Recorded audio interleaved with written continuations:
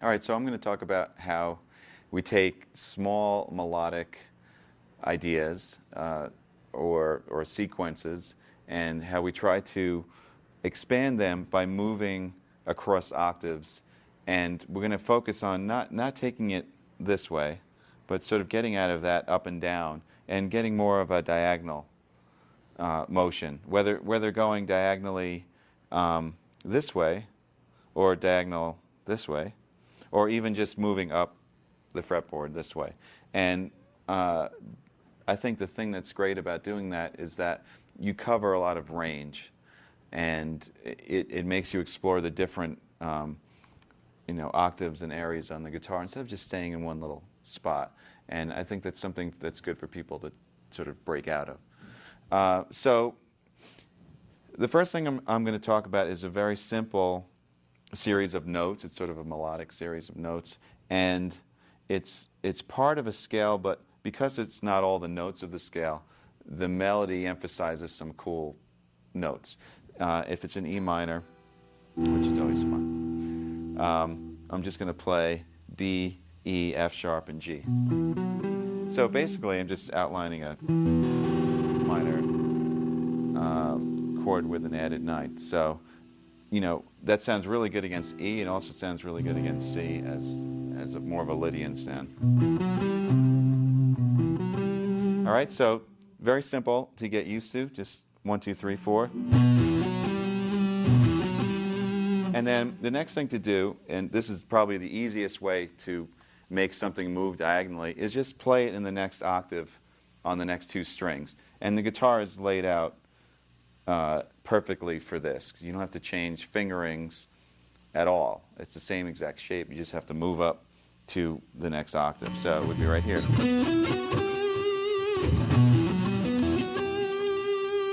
And then finally.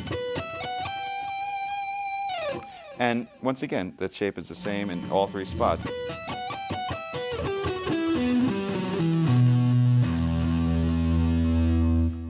Now, as far as playing it, there's a couple of different things you can do. You can use it as sort of a melodic idea or basic areas for melodic ideas.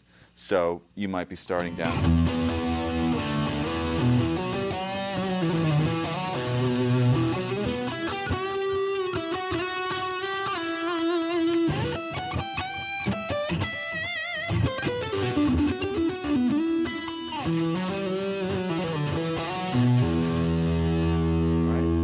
That's more of using it to play a melody and spanning the range of the guitar in 3 octaves.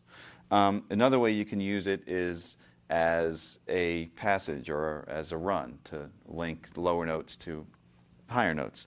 So something like that might be just actually playing it through all the octaves.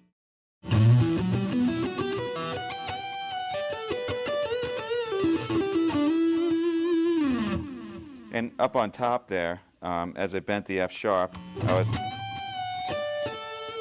was making a reference to the D major chord. And all that stuff, it sounds good to play different chords or to imply different chords over constant roots.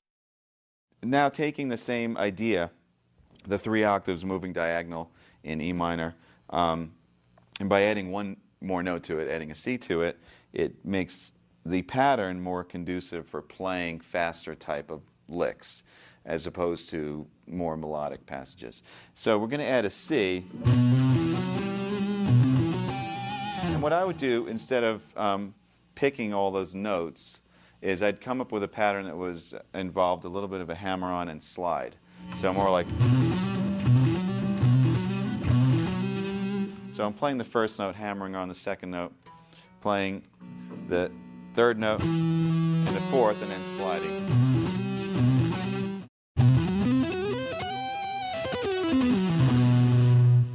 All right, so going back down, it's just the opposite slide.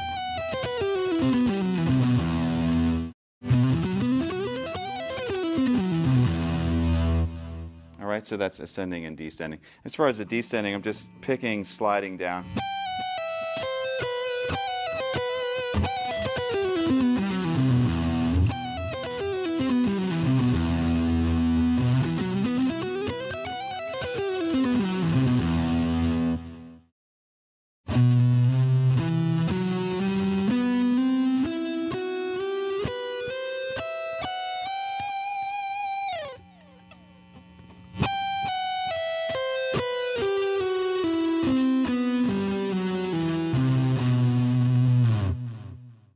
it's kind of get like an alternate thing, but with the hammer-on sort of taking the place of some of the picking. Right. So I think you get this sort of skipping feeling.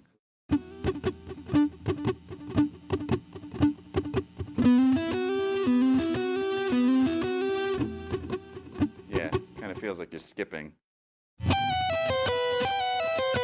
Same thing. So it's like...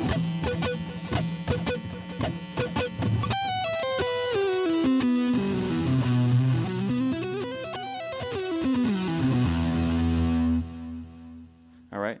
Now also you could make sort of faster licks out of that if you just want to stay in one spot and sort of do a cyclic thing, which is always fun when you're really going for it and you want to do something that creates a lot of tension and builds. So that same pattern, I would just pick it like all alternate. Down, up, down, up, down.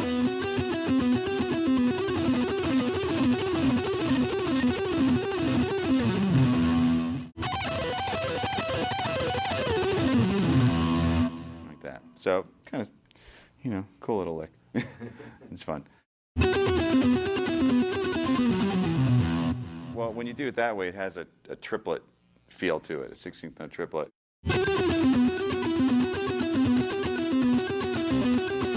I might practice that by playing just the first part by itself. And then trying to get, maybe practice this part.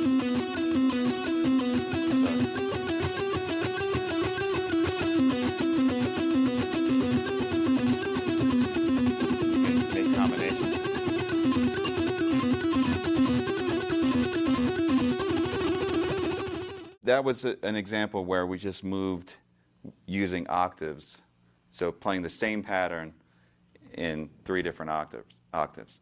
So another idea I like to do is have a little bit more movement to span,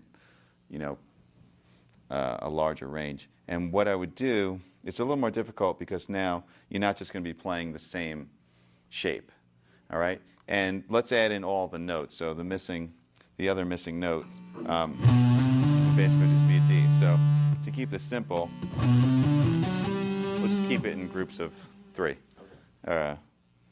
notes per string, right? So basically you just have to play the one position, and I guess the easiest way to look at it is wherever your pinky ends up, you're going to play the note that's right before it with your first finger, and that's how you're going to move positions.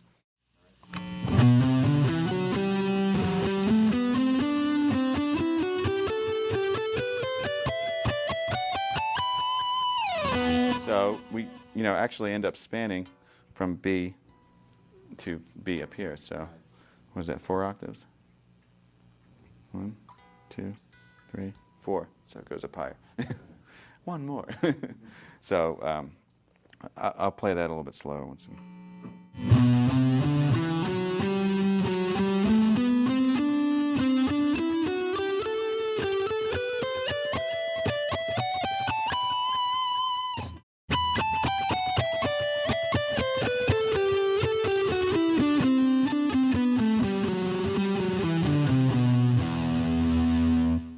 The best thing that this is useful for, I think, is to do passages or runs that start from a low note and end up on a high. And there are so many different patterns and things you can do within that. Obviously, the most simple thing you can do is just take the 3 notes and create a triplet pattern. Now, you could either repeat the pattern in each position, which is fun, or you can just go straight up, So you might go